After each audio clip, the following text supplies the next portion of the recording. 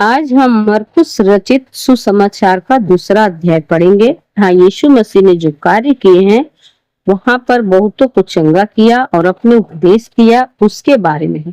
कई दिन के बाद वह फिर कफरनहूम में आया और सुना गया कि वह घर में है।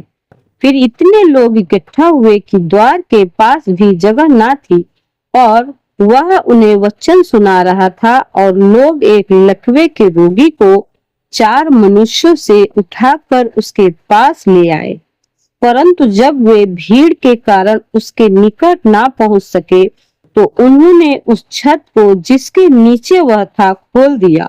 और जब वे उसे उधेड़ चुके तो उस खाट को जिस पर लकवे का रोगी पड़ा था लटका दिया। यीशु ने उनका विश्वास देखकर उस लकवे के रोगी से कहा, हे पुत्र, तेरे पाप क्षमा हुए।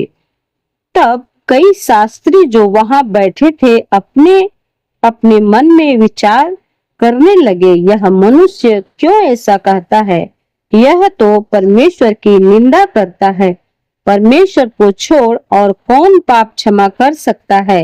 यीशु ने तुरंत अपनी आत्मा में जान लिया कि वे अपने अपने मन में ऐसा विचार कर रहे हैं, और उसने कहा, तुम अपने अपने मन में यह विचार क्यों करते हो? कह कर रहे हो, सहज क्या है? क्या लकवे के रोगी से यह कहना कि तेरे पाप क्षमा हुए, या यह कहना कि उठ अपनी खाट उठाकर चल फिर? परंतु जिससे तुम जान लो कि मनुष्य के पुत्र को पृथ्वी पर पाप क्षमा करने का भी अधिकार है, उसने उस लकवे के रोगी से कहा, मैं तुझसे कहता हूँ, उठ अपनी खाट उठाकर अपने घर चला जा।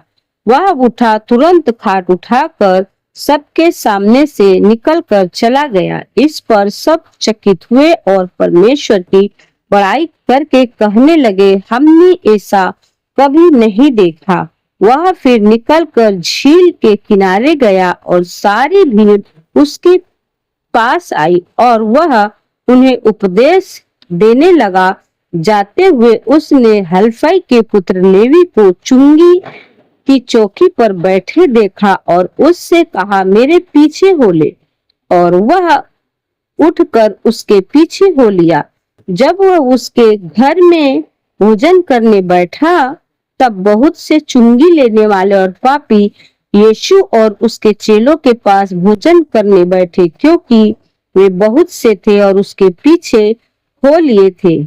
शास्त्रियों और फरीसियों ने यह देखकर कि वह तो पापियों और चुंगी लेने वालों के साथ भोजन करता है, उसके चेलों से कहा, चुंगी लेने वालों और पापियों के साथ खाता पीता है।